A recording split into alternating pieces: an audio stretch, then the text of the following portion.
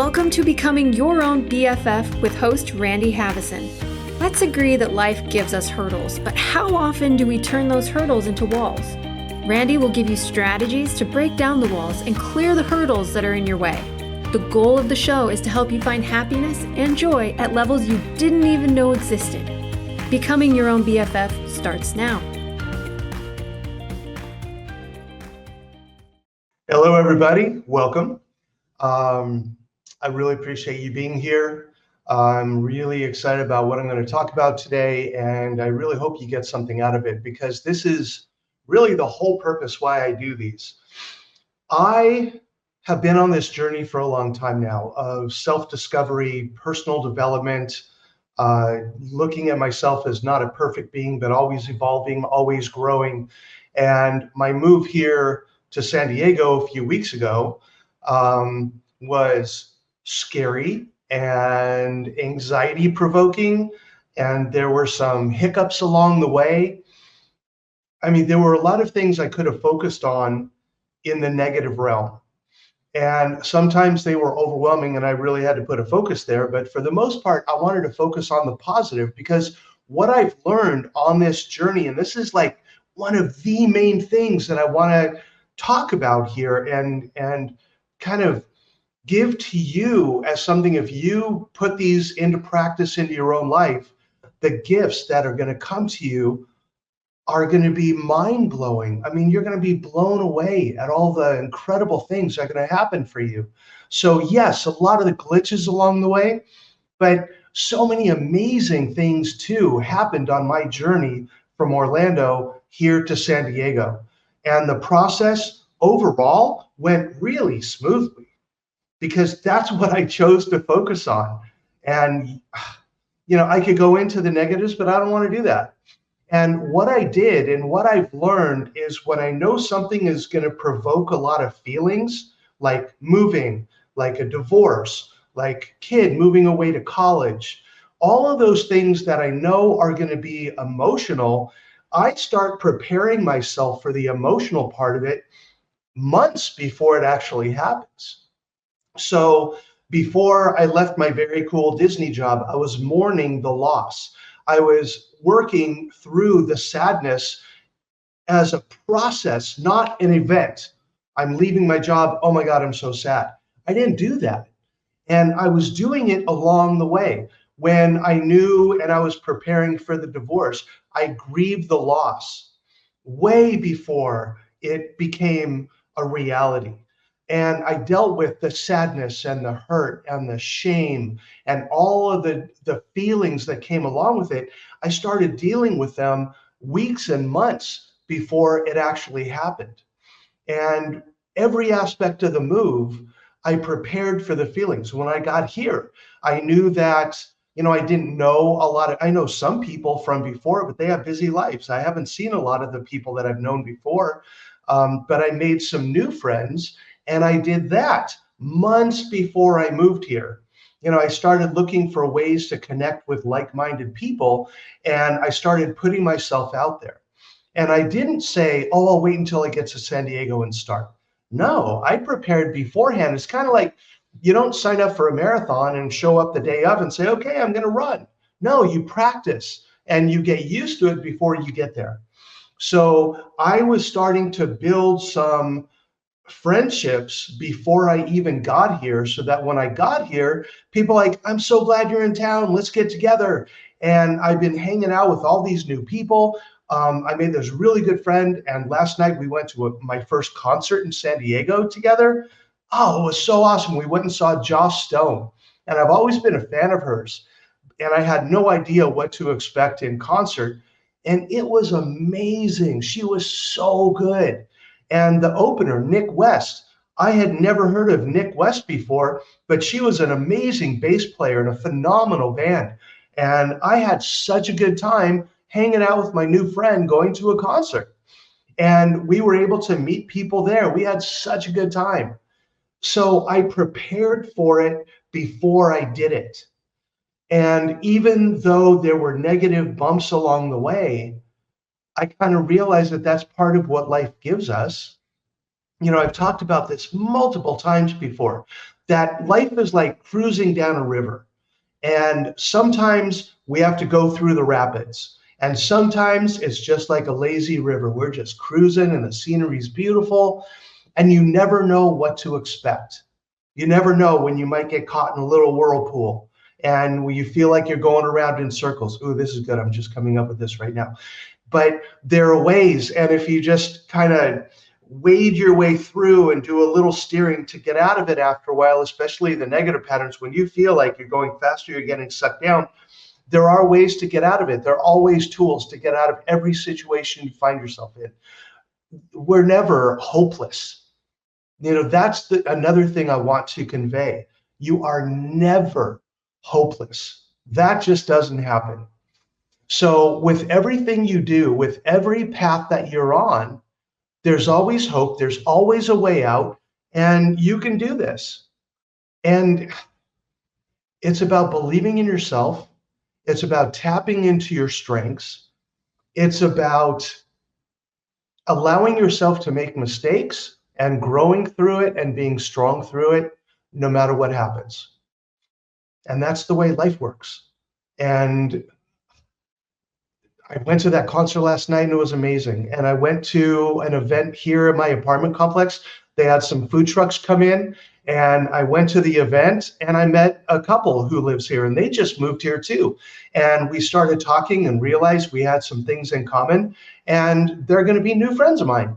And I'm so excited about that. So when you put yourself out there and prepare for what life is going to throw at you, God, life is just amazing. And I could tell you about all the phenomenal things that have happened to me. I live right across the street from this amazing mall that has great restaurants.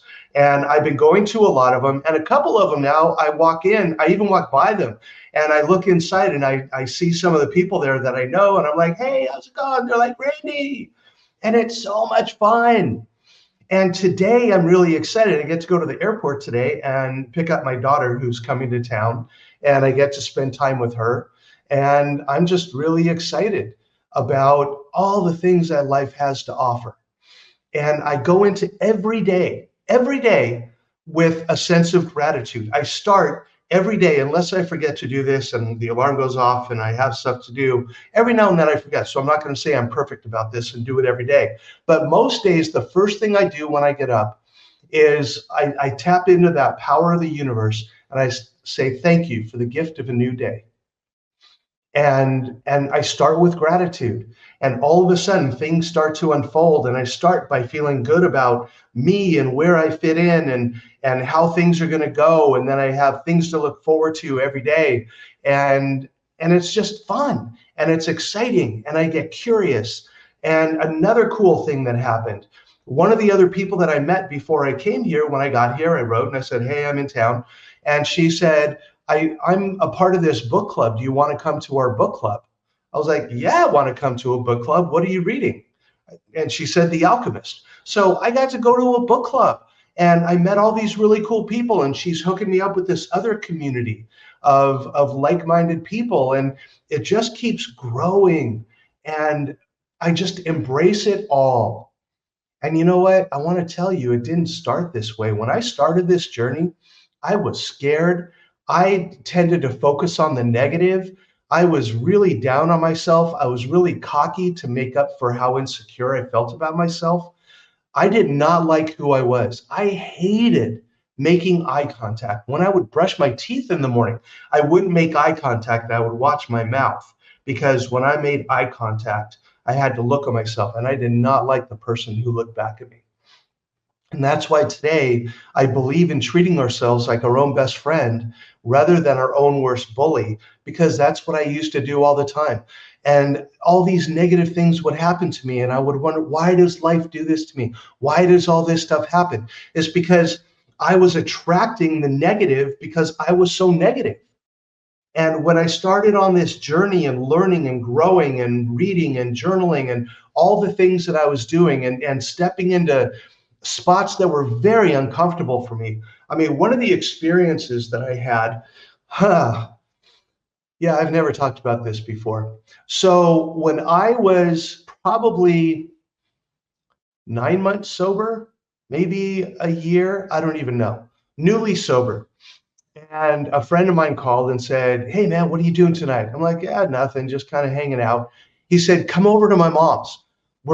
She's having this guy over today and he reads people's past lives. You got to check this out." And I was like, "Dude, that's such BS. I don't believe in that." He goes, "No, no, no. It's going to be a lot of fun. It's going to blow you away. You got to come over." I was like, "Nah." She said he's going to have, and my friend said she's going to have food. I was like, "Oh, okay." Because back then I didn't have a lot of money. So anytime there was an opportunity for free food, I was there. So I went over to his mom's house and to have my past lives read. And this guy walks in and I'm like, "Oh my God." And he's dressed in like these flamboyant clothes and this scarf around his neck. And I'm like, "What the heck?" And he's like, "Hi, everybody. And let's sit down. Let's get started." And he said, "I'm going to channel a 3,000-year-old Ethiopian man. And, don't be alarmed when I channel him. It might look a little weird, but it's just what I do." And he sits in this chair and he starts going, "Ooh, ooh." I'm like, "What is this?" And my buddy was sitting like 4 seats away from me. And I look at him and he's like, "No, wait, wait, wait." So he finally stops and he said, "Hello, my name." And he said the name of his spirit guide. He said, "I am here today to read your past lives." I'm like, "Oh my God, how long do I have to sit here?" And he said, "I'm going to go around the room and tell everybody about your past lives." And he's going person to person. I'm like, "Oh my God." And finally, he comes around to me and his eyes are closed. And it's like he looks at me with his eyes closed and said, "Tell me your name." And I said, "My name is Randy." And he goes, "Oh," and, did his little thing. And he said, "Randy, are you aware you have lived many lifetimes before this one?" I was like, "Oh, okay." And he said, "Are there any you would like to hear about, the ones most recent or the ones most past?" And I said, "I don't know, whatever's easiest." He said, "The easier ones are the ones most recent." I'm like, "Okay, most recent." And it does a little thing. And he says, "In your lifetime before this one, you were a soldier in the Russian army. And it was your love of vodka that did you in. And you are here in this lifetime to learn from that mistake and to teach others from what you have learned." I was like, "What?" And I looked at Scott and he was like, "I didn't say anything." I was like, "Okay, this cannot be real." Because here's the thing, I was newly sober and just before, you know what? I don't remember the exact time, just before or just after, I got my first job as a program tech working in a substance abuse treatment center. And my career led to from there to being a counselor and then being a university administrator working in the counseling center, working with students with alcohol and drug issues, then moving on to working with not just alcohol and drug issues, but speaking to athletic teams and fraternities and sororities and student groups and high schools. And I did group therapy for people who grew up in alcoholic families and for people who are in early recovery. And it grew from there. And I wrote my first book called Party with a Plan that teaches people how to drink and lower their risk for getting in trouble with alcohol. And my entire life has been devoted to helping people with substance issues and in recovery. But this part of my work is expanding a little bit more because I realize that one of the things that addicts and alcoholics and people who grow up in alcoholic families and people who are in recovery from pretty much anything, they deal with low self-esteem. And I find that most of the people that I work with have low self-esteem and they don't know how to find it. And I thought maybe I'll talk about my version of how to build self-esteem and maybe it'll help others. So I started doing presentations and programs on this and it started to really take off. So I wrote a book and I called it Becoming Your Own BFF. And and then I started doing this. And it all evolved because there was something in the universal powers that was leading me to do this because in the past lives, I have struggled with this and now I get to move full circle because I believe that we have things to accomplish in each lifetime. And I know I'm kind of getting out there right now. And if you're not believing this, you're not quite grasping it, that's fine. You don't have to. I didn't believe this stuff either at one point in my life. But I've had too many signs and too many really funky things happen in my life that I cannot explain except to say there are powers greater than me out there that are working to help me reach my goals and find a new layer and a new level of happiness and joy that I've never felt before. And today I have that. And all these gifts keep coming in, one after the other. And rather than saying, oh no, that's too much, I don't do that. It's like, bring it on, man. Come on. I mean, I've worked really, really hard in my life to get where I am today. This was not a walk in the park by any means. I mean, I looked at parts of myself that were horrific and terrifying. I mean, things that had been done to me and things that I did to others. There are things I'm really happy I never did. I never physically harmed anyone. I never sexually harmed anyone. Mentally, emotionally, yes, and I've made amends for those. But there are things I've done I was ashamed for, and what I learned through my journey is how to forgive myself, and I did, and it's still a process, and I'm never done. This thing about some people looking for perfection. You've heard me say it before. Perfection does not exist. Perfection is an illusion. I believe that if perfection is the goal, we lose our humanity, and I believe it's important to embrace this human experience, whatever it throws at you. Sometimes it's difficult, sometimes it's awesome. Sometimes you're going through the rapids, and sometimes you're cruising like it's a lazy river. But don't stop the way that the river's flowing. Don't grasp and say, okay, I've gone far enough, I don't want to go any farther. No, because just around the bend, there might be something amazing waiting for you. I have a friend that talks about it all the time. Don't stop 3 feet before the goal. He saw this cartoon one time of this guy who was digging a tunnel, and he was looking for gold, and he was going all the way through this mountain, and you could see where he had dug. And finally, he got to this one place, and he'd been digging and digging and digging, and he wasn't getting anywhere.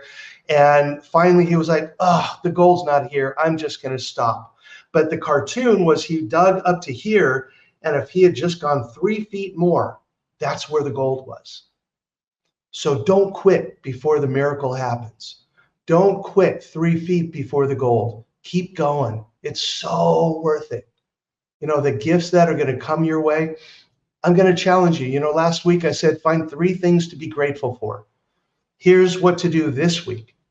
Find 3 more things to be grateful for. And then every morning when you wake up, think about what are 3 things I can be grateful for today. And then focus on that and watch. If you put positive energy out there, positive things come to you. Not all the time, but more positive than negative. Give it a shot. See what happens. Why not? What do you have to lose? And I have to tell you that when you do this and it becomes your practice, the gifts that the universe is going to give you, wow, it's mind-blowing. And I'm so excited to see what's going to come next. And I'll fill you in. I'm going to share with you the good, the bad, and the ugly. If something happened, I'm going to share what it is, because I believe in being genuine with this and being authentic and letting you know what's happening, the good, the bad, and the ugly. So I will share that with you. And until then, live your best life. And if there's stuff going on, own your part of it. I believe keep your own side of the street clean.